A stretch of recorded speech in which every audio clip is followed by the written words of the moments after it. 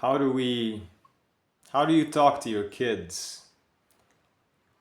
Translated, how do you talk to your inner child? So, story time.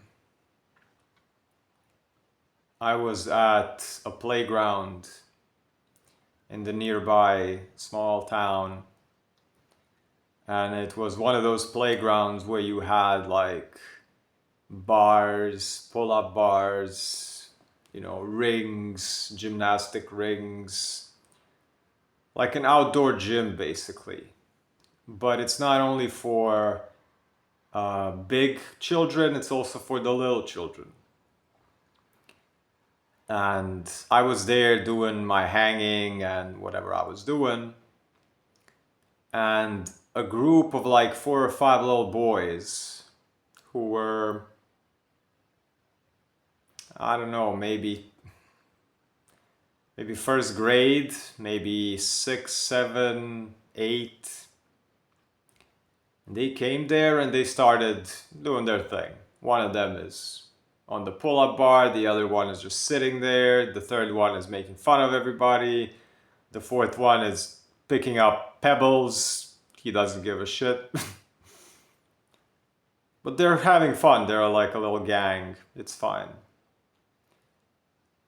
And after a while, they all start to have like a little challenge of transversing the, like a pull up, like a bar and then a bar and then a bar and then a bar and then a bar, for like a monkey swing, I guess it's called monkey swing. And they want to see who gets to the end. And the first guy, the first little dude, he gives up after 2 bars. The third one can't even hold. And then the next one kind of goes to half of the way and falls down on his tailbone. Really, you could really hear the bone going down.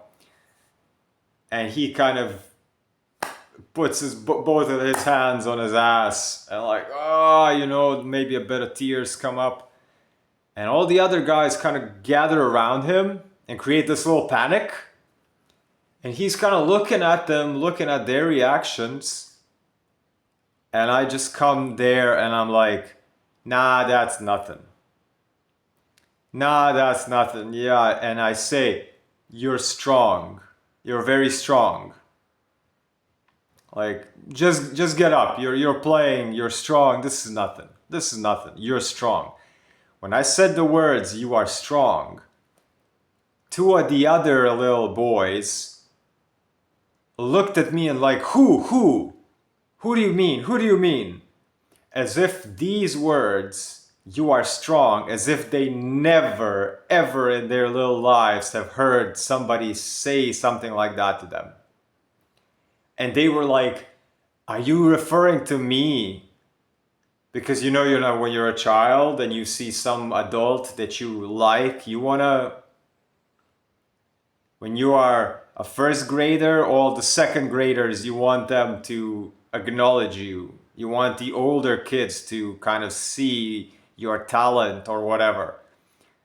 And after this has happened, the little kid just brushed off his ass and got up and continued playing. For the remainder of the play, while I was there and while they were there, that little guy all the time was close to me. And every single thing that he did on that playground, I felt as if he's trying to get my attention and show off that he really is what I told him, and that he was strong. He was kind of low key, nothing verbally. He was not like, hey mister, look at me. But he was around me trying to show me all his moves. That he really is strong, that he's kind of like, thank you so much for doing this. Be careful. What do you say to your kids? If that same situation had happened, and it wasn't me there, but there was maybe a midlife, middle-aged woman, especially Eastern European, where nervous systems are completely destroyed by the war that happened in the 90s, and all the women are like scary dogs. Just anything that happens is immediately blown out of proportion for fear. So if a child falls down and it's kind of like nothing, it's just a little bruise, the woman is gonna make it worse. I mean, don't get me wrong, the men around here are not so much better. I'm just saying that like a big contrast to what I did would be any mother, let's put it that way. Any frightened mother that doesn't know this, she's gonna be like, ah! And that thing, because when the child falls down, you can observe this. Child falls down, has a little boo-boo, has a little pain on his whatever they fell on. This is secondary. Primary is them looking at the adult to see the reaction of the adult to what happened, and based on the reaction of the adult, that's how frightened they're also going to be. Because maybe a lot of these kids are frightened that the parent is going to flip out emotionally just because the child has made a scene in the park, which is, you know, you're going to scold the child because they made a mistake just because you are slightly embarrassed. This is ridiculous. But this is how people operate, a lot of us, a lot of them, a lot of however you want to use the pronoun. Is, oh my God, you're attracting all this attention, I'm a bad parent, and that's why I'm going to scold you for falling down, even though you're in pain now and you are 5 years old. I'm going to scold you in front of the whole park. I'm going to make this pain on your knee or your butt worse than it is. And next time you fall down, you're going to also be frightened, not only because of the pain, but because you're going to look around if your mom is there to make it even worse. Just like when you get a bad grade in school. Most of the time when I got bad grades in school, I was more afraid of what my entire family is going to say than the fact that I might need to study again, I might whatever, fail at school or whatever bullshit. So be careful what you say to your kids, because this one thing that you say to your child at this crucial moment, or that you say to another child that might not even be your child, because that kid was mine. I was just kind of like, and that one thing can become a core belief in that little child's identity growing up, just the same as if you make it worse than it is, that becomes a core belief. The injury becomes worse. You destabilize the child's system even worse.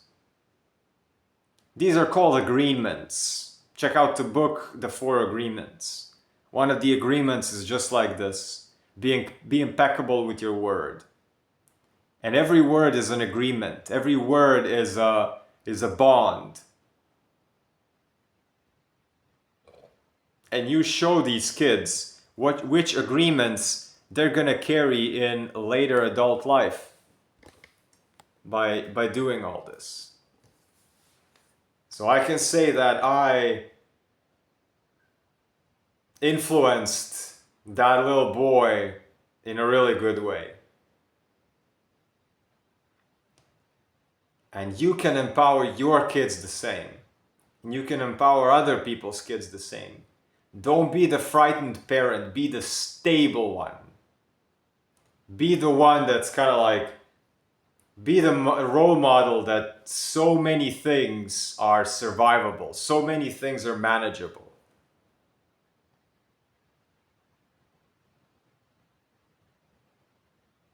Peace, health, abundance, wholeness, prosperity, one-on-one coaching, human design, archetypal alignment, emotional healing, mental health healing and therapy, relationship support, parenting support, as you can see, family support. Join my group, new group that is forming. Fill out the form if you want to be considered into the group. Join my free Telegram channel. Follow me on Instagram. Subscribe, like, leave a comment. Comment down below if you now realize some agreement that somebody put into you when you were a child that now you're like, oh my God, you know, wow, it's because somebody told me this. I lived by that my whole life, and they were just ignorant or wrecked nervous system wise. Also, leave a comment if you have a story like this where you empowered somebody or somebody empowered you in this way. Donate through PayPal. Everything is in the description. If you feel like supporting, check out my other videos. Buy my courses. They are reduced from $111 to $38. All of them on the website. Peace, health, abundance, courage, clarity, wholeness, prosperity. Sipping on that clarity, overlooking that deep blue sea, being cleansed by the skies above. We are love, suspended on the wings of a dove. All our wounds are now mended and cared. All wisdom, joy, and love gets amplified when shared. We are one.